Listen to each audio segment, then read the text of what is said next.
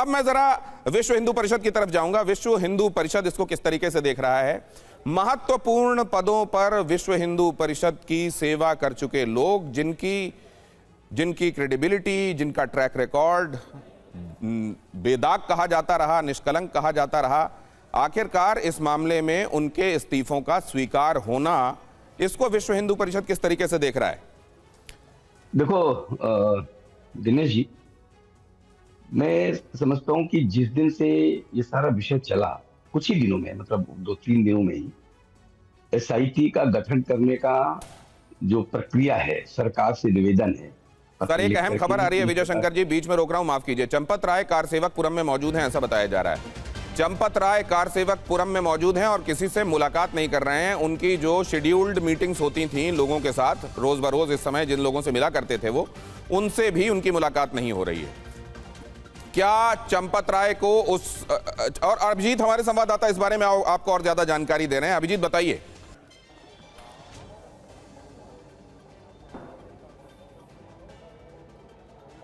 बताइए अभिजीत, बताइए। दिनेश, एक बार सवाल रिपीट करेंगे। चंपत राय किसी से मिल नहीं रहे हैं, कारसेवकपुरम में मौजूद हैं। इससे पहले खबरें यह भी आईं कि उनको ट्रस्ट की बैठक में नहीं जाने दिया गया। समग्रता में चंपत राय के लिए आज का दिन कैसा रहा?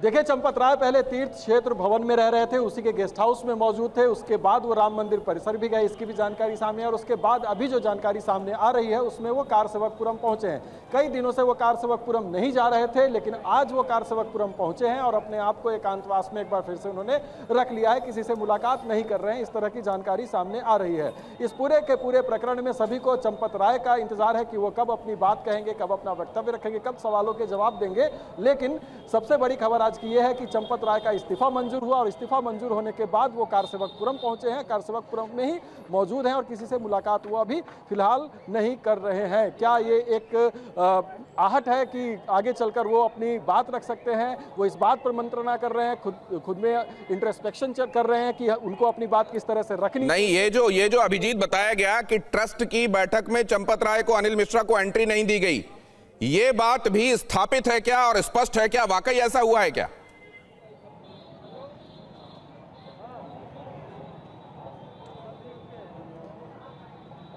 निश्चित तौर पर चूंकि उनके ऊपर आरोप थे, उनके इस्तीफे पर विचार होना था, तो इस तरह की जानकारी सामने आई कि चंपत राय और अनिल मिश्रा को बैठक से दूरी बनाए रखने के लिए उनको ये मैसेज कम्युनिकेट कर दिया गया और उसके बाद वो बैठक में शामिल नहीं हुए। अब चंपत राय के कारसेवकपुरम में मौजूद होने की खबर आ रही है, जबकि बैठक अभी राम मंदिर परिसर के भीतर चल ही रही है। तो इस बात की पुष्टि तो हो जाती है कि चंपत राय यदि कारसेवकपुरम में मौजूद हैं तो बैठक में तो मौजूद निश्चित तौर पर नहीं है और उनको बैठक से दूरी बनाए रखने के लिए ट्रस्टियों के द्वारा ही ये बात रखी गई थी, ये मांग रखी गई थी कि वो बैठक में मौजूद ना रहे, चूंकि उनकी गलती, उनके ऊपर जो आरोप लग रहे हैं या फिर उनका जो इस्तीफा, तो ये नैतिकता के आधार पर स्वीकृत इस्तीफा नहीं लग रहा है। ये लग रहा है कि गलती मानी जा रही है ट्रस्ट की तरफ से भी, वरना ऐसा ना होता कि उनको ट्रस्ट की मीटिंग जहां हो रही है वहां, क्योंकि हमारे पास तो पहले खबर यह पहुंची थी कि नृत्य गोपाल दास, उसके बाद चंपत राय और उसके बाद अनिल मिश्रा का बयान भी होगा। ट्रस्ट की बैठक के अंदर से TV9 की खबर पर ये अपडेट भी देखिए। ट्रस्ट की बैठक में कई बदलावों को मंजूरी मिली है, कई तरह के चेंजेस, तब्दीलियां की जा रही हैं। ड्रेस कोड में तब्दीली होगी, मोबाइल एंट्री एकदम बैन कर दी जाएगी। ड्रेस कोड में ऐसे कपड़े पहनाए जाएंगे, ऐसे कपड़े पहनेंगे वो लोग जो चढ़ावा गिनती में शामिल होंगे, जिसमें जेब नहीं होगा। जंप सूट की तरह होगा वो ड्रेस और 24 घंटे मॉनिटरिंग हो सके वे व्यवस्था की जाएगी।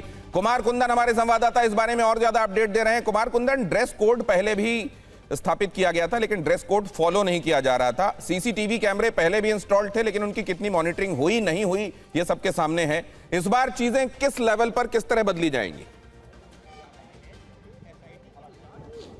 देखिए, इस बार अगर आप कहें तो ज़ीरो टॉलरेंस लेवल जिसको कहते हैं वो आपको देखने को मिलेगा राम मंदिर में। और जिस तरीके के शूट की बात की जा रही है, जिस तरह से काउंटिंग के स्टेटस की बात की जा रही है, जैसे पहले टेबल पे बैठ के काउंटिंग की जाती थी, अब ज़मीन पे बैठ के काउंटिंग की बात हो रही है।